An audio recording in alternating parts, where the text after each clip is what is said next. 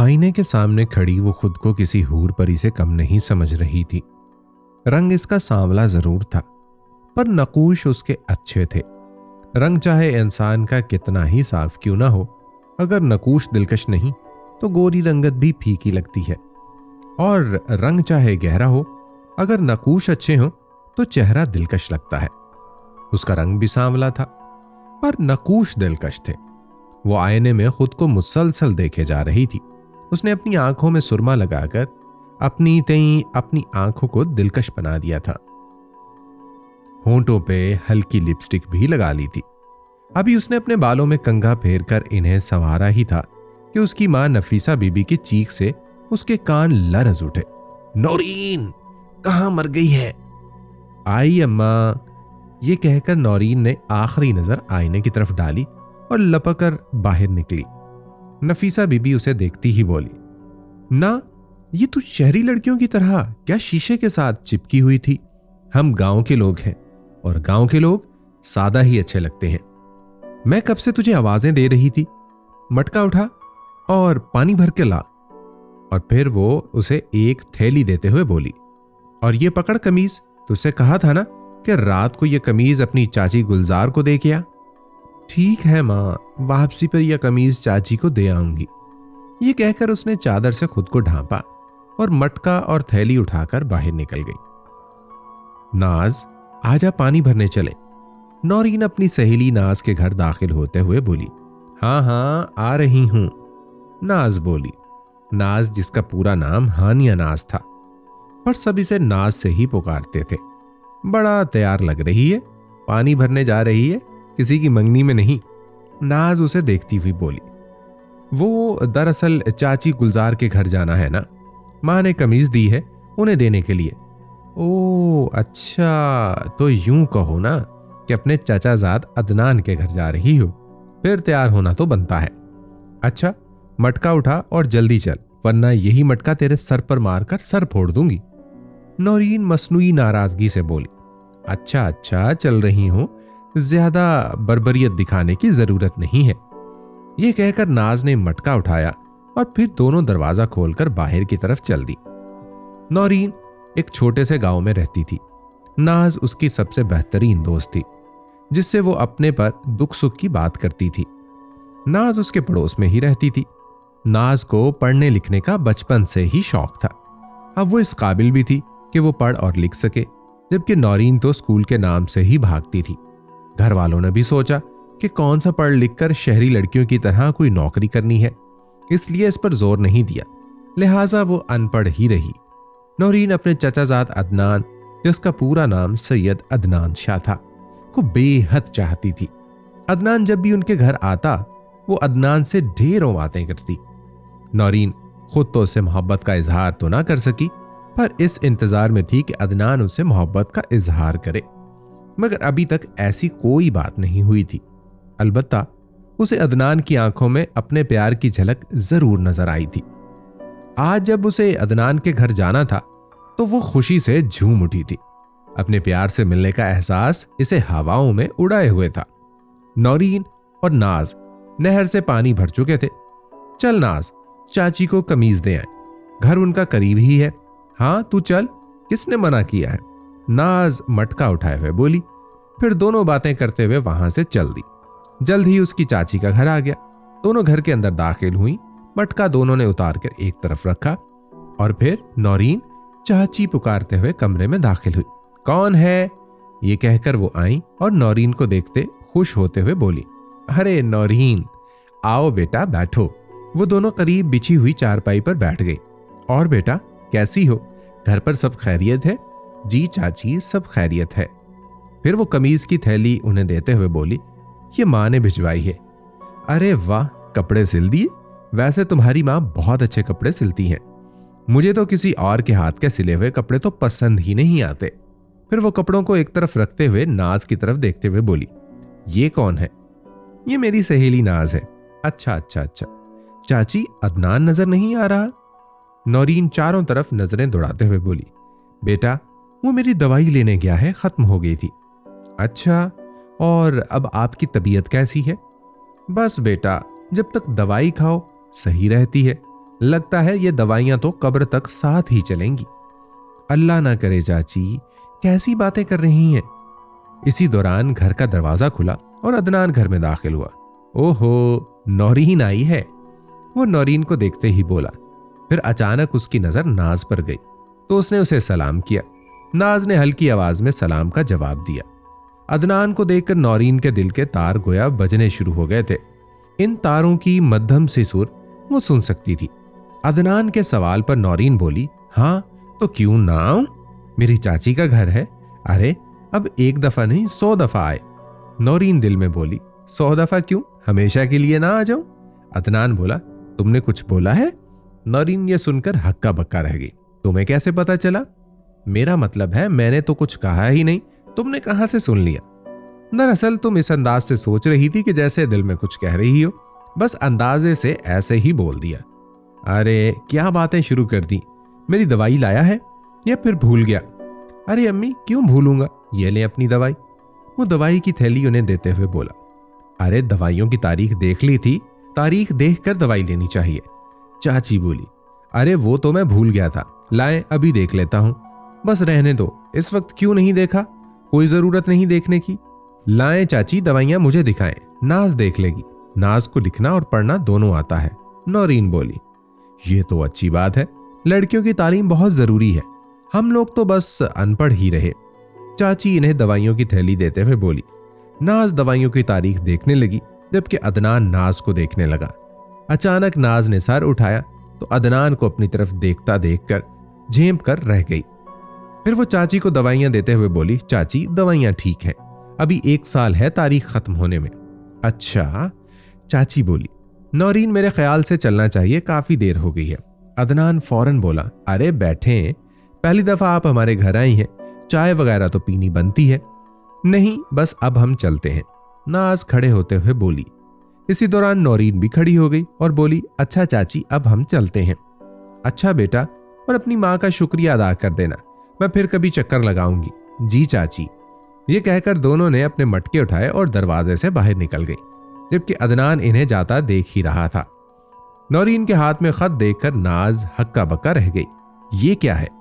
नाज उसके हाथ से खत छीनते हुए बोली, ये बिजली का बिल है, भर देगी।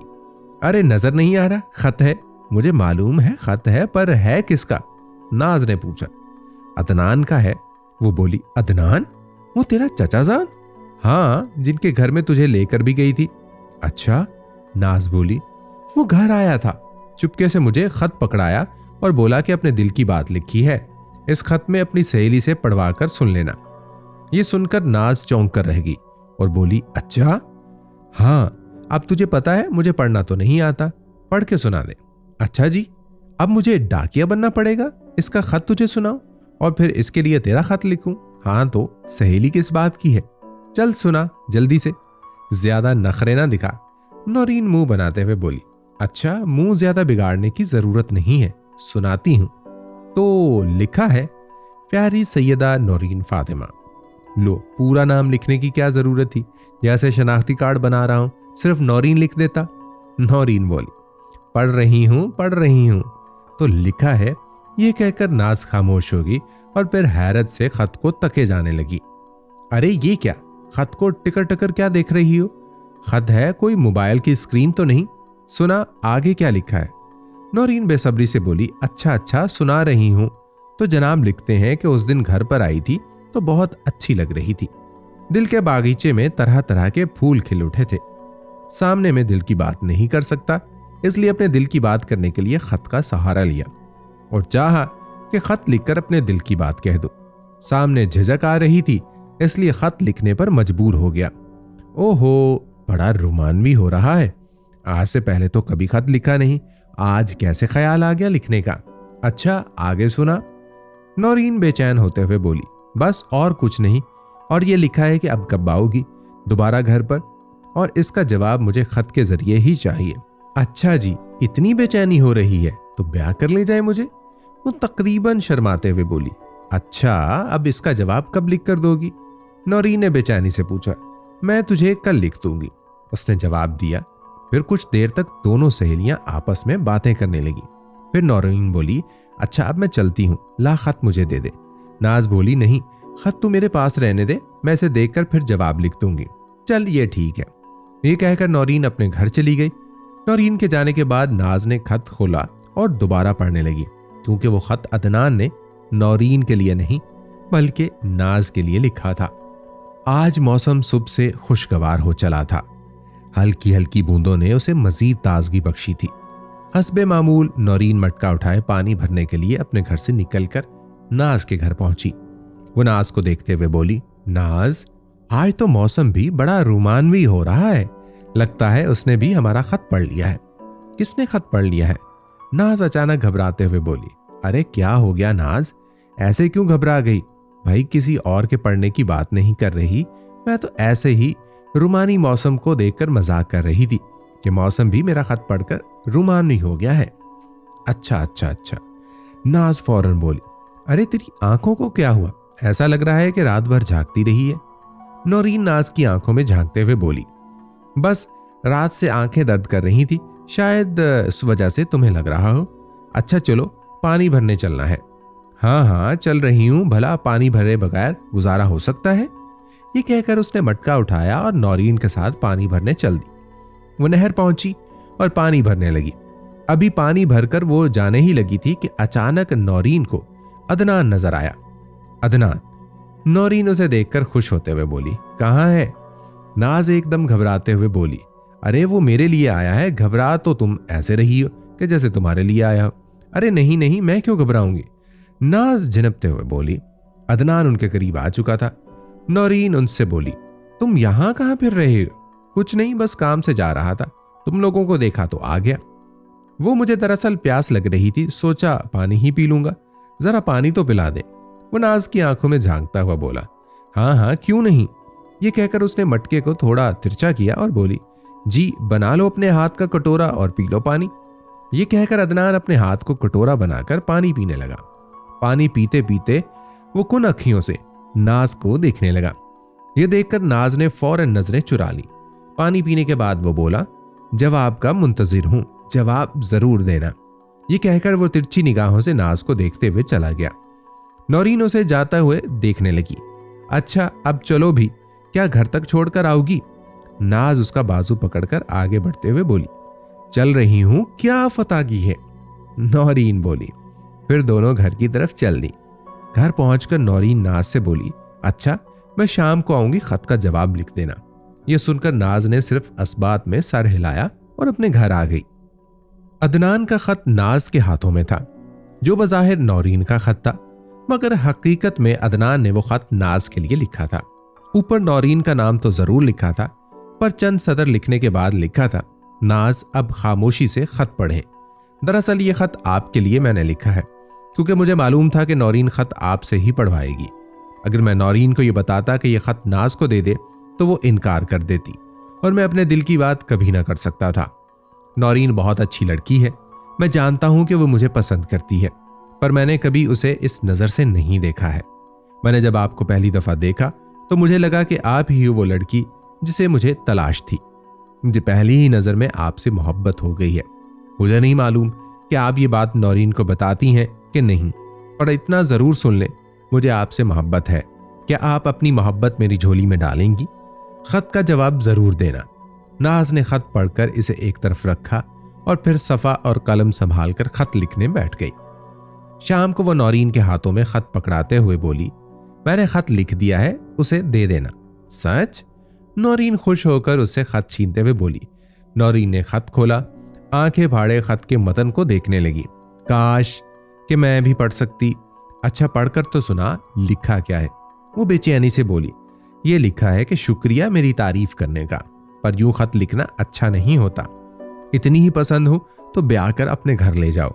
हाँ ये तूने ठीक लिखा है, अब वो घर आएगा तो इसे ये खत दे दूंगी। नौरीन नाज से खत लेते हुए मुस्कुराते हुए बोली। अदनान के हाथों में वो खत था जिसे उसे नौरीन ने दिया था। उसने बेचैनी के आलम में खत को खोला और पढ़ने लगा। लिखा था, जनाब अदनान साहब, इस तरह आपको मुझे खत लिखना मुझे बिल्कुल भी अच्छा नहीं लगा। आपने खत मुझ तक पहुंचाने का झूठ का सहारा लिया है। एक मासूम से दिल को धोखा देकर खत मुझ तक पहुंचाया है। इस दिल को धोखा दिया है जो न जाने कब से अपने दिल में आपको बसाकर बैठी है। आप उसकी मोहब्बत की हिद्दत को महसूस ही नहीं कर सके। मैं अगर चाहती तो नौरीन को सब सच बता देती, लेकिन इस वजह से नहीं बताया कि उसका मासूम दिल छलनी छलनी ना हो जाए। जिस शख्स को मोहब्बत भरे दिल की कदर ना हो, वो भला एक अजनबी से कैसे मोहब्बत कर सकता है। मोहब्बत की कदर करना सीखें। मोहब्बत बदलती नहीं है, और मेरे ख्याल में नौरीन से बेहतर जीवन साथी आपके लिए और कोई नहीं हो सकती। आइंदा मुझे खत लिखने की कोशिश मत करना, और ना ही मेरे सामने आने की। उस बात से यकीनन आपको तकलीफ पहुंची होगी। अब आप खुद सोचें, जो आपको इंतहा की हद तक पसंद करती है, जब इसे हकीकत का इल्म होगा तो उसके दिल पर क्या गुजरेगी। मोहब्बत बदला नहीं करते, ये बात सोचिएगा जरूर। अदनान खत पढ़कर वो गुमसुम सा होकर रह गया। कुछ देर तक वो यूं ही बुत बना खड़ा रहा। फिर उसने कुछ सोचा और खत के 4 टुकड़े करके एक तरफ फेंके, और बेइख्तियार इसके लब नौरीन का नाम